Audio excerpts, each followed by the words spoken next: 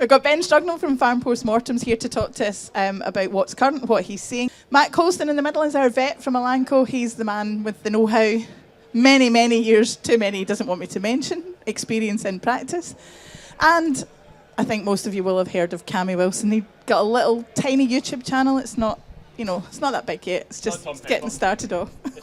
It's not Tom Pemberton, I know what you're saying. So, without further ado, I think we'll kick off. First of all, coming to Ben. Can you give us an idea, Ben, of what's current, what's happening, what are you seeing at the moment in your part of the country? Yeah, well, the big story at the moment is Haemonchus, which seems to be having a very good year, Haemonchus does, which especially in ewes, because ewes tend not to get wormed, where lambs do tend to get wormed. So, I mean, Haemonchus is the thing to look out for at the moment on hot, dry days like this. That's number one. Then number two is, with weaning in mind, there's lots of lambs dying that don't need to die of pulpy kidney because they haven't been vaccinated earlier on when they were younger in rear. They're moving to better grass and that'll trigger a lot of pulpy kidney. And then the third thing I would say is that hot, dry days like this and lambs and gut worms, they're not going to get worms now, but as soon as it starts to turn wet, that's when the worms will all wake up. So you need to be alert to that, either worm egg counting and or measuring growth rates in anticipation of that when the worms start to wake up and get busy, I would say. Those would be my three things at the moment. Has that raised any questions for anybody? Anyone got anything they'd like to ask Ben? I have one already. Okay. So see the Haemonchus thing, is it such an issue north of the border yet, or is it mainly south? Well, I cover up to Northumberland, and I had one in Northumberland on the 25th of June. So it's got that far to within half an hour of the border. Not as much, obviously, but it is getting there, yes. So we should finish that wall? Yes, finish the wall, exactly. Traditionally, Haemonchus was not something we saw very far north because it doesn't like the cold. But as the climate's changing, weather's changing, I don't think there are many parts of the country now where Haemonchus won't survive. And if you look for it, you'll find it pretty much anywhere in the UK. Would I be right in saying, though, that as much as we say it's spreading, it's not on every farm yet? There is still an opportunity to keep it off farm. Is that, Matt, can you? Absolutely, yeah. If you don't have Haemonchus on the farm, this is where a good quarantine protocol will keep it off, keep it out of the farm. If you don't have it, don't bring it in if you can possibly avoid it. So this is where we're starting to look at doing effective quarantine protocols. And of course the experts on this are the SCOPS group. If you need to look at best practice in parasite management in sheep, then SCOPS is the website to go to. But their advice is to incorporate the newer actives, so for us that's Solvix, as part of your quarantine treatment protocol, and make sure you're doing that for all incoming animals and any sheep that you're bringing back from grazing that isn't totally under your control. So if you're wintering your sheep off farm, when you bring them back, you've got to think about doing a quarantine protocol as they come back. Even for that point of view, even if it's, say, going on a dairy farm, where there's no other sheep? If you're the only sheep going on that farm ever, then maybe not. Okay. But take it on a case-by-case basis, because if there's been other sheep on that farm at any point in the previous 2 or 3 years, then you're still at risk. And just to remind you of how awful Haemonchus is, try and find somebody from further south than you, or find somebody here today who has had a bad job with Haemonchus. And I don't know whether there's anybody here today, but it's absolutely horrible when it catches you out. You really do want to avoid bringing it in if you possibly can. Especially on those farms that haven't seen it before, they're not looking out for it. And there was one case that Ben flagged up in the workshop earlier, where the farmer had lost 30 ewes before he really cottoned on to what was happening. So it can be, pretty serious when it lands and you're not expecting it.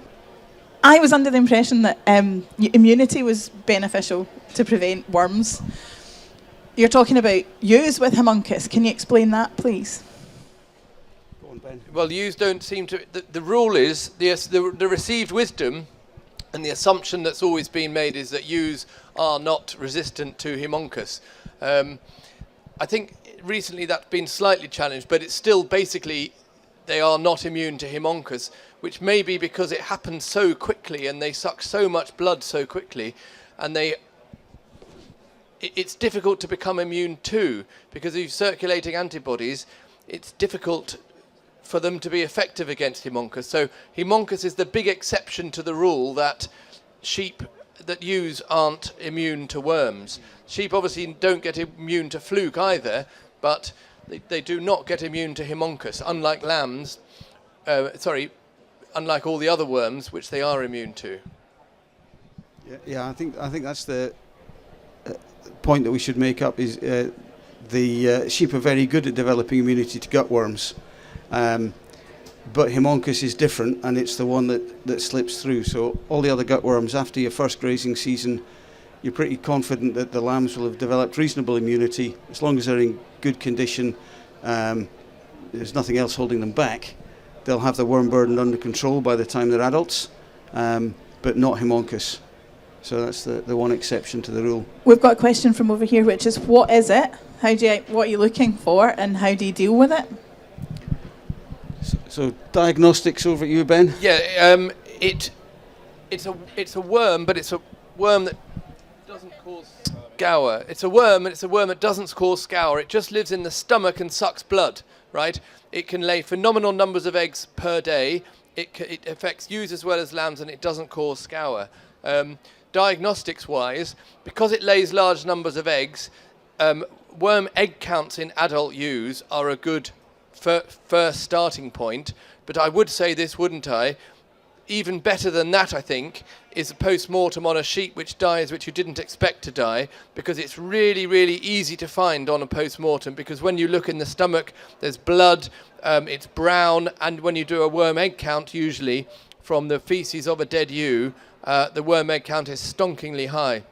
So it's another case of never ignore a sheep that dies which you weren't expecting to, because it's really easy to diagnose on post-mortem. And this is one of the worms that you can actually see. It's big enough that you can see it in the abomasum. So but that wouldn't come through into the dung, like you can see a tapeworm, but you couldn't see this in dung? No. No, you don't see the worms in the dung, they're just in the stomach. Attached to the line, sucking blood? Yeah. Okay. Yeah. So how do we manage it? Well, number one, you've got to know it's there. So doing your monitoring, doing your worm egg counts. As Ben said, never waste a dead sheep. If you've got things dying unexpectedly, open them up, have somebody look inside, make sure you know what's going on. And then as far as treatment goes, because it can be such a devastating hit when you haven't had it before, you really want to be using something that you know is going to be effective. Now in the UK, Haemonchus doesn't have the same resistance profile as it does in the southern hemisphere yet, but you still want to make sure that you're going to use a wormer that you know is going to be effective. So you're probably looking at one of the newer wormer groups, or going for something like closantel, which is a very narrow spectrum specific for Haemonchus. It's a flukicide, but it will kill Haemonchus. So these are the things. And then when you get into the longer term management, you're looking at how do we target the right animals. So targeted selective treatment for Haemonchus is the next step, when if you do get it on your farm and it's endemic and it's not going to go away again, then you need to think about selective treatment, so you're hitting the animals that need it and you're not over-treating anything and risking developing a resistant Haemonchus. The first opening question for the fellas that were submitting these sheep was, have you seen much fluke this year? And I look at the sky and it's, dry and hot. And I say, no fluke. Why do you ask? Well, I've got bottle jaw and a poke in some of my sheep. It must be fluke. Well, if it's winter, it might be fluke. But if it's summer, it's much, much more likely to be Haemonchus if it's fluke. So there you are. That's, if you don't remember one thing from today, then remember that. The question here is, would the local vet be able to do a post-mortem to test for Haemonchus? Yes, I would think so. And you can, if you've done a worm egg count and you've got a high count, doesn't have to be Haemonchus, but you can do an additional test after the worm egg count, send it off to the lab, and they can tell you what percentage of those eggs are Haemonchus eggs. They do a staining technique, and it identifies the Haemonchus eggs. That takes about a week, and it does cost a bit, but it's really worth doing if you're getting random high worm egg counts in your ewes.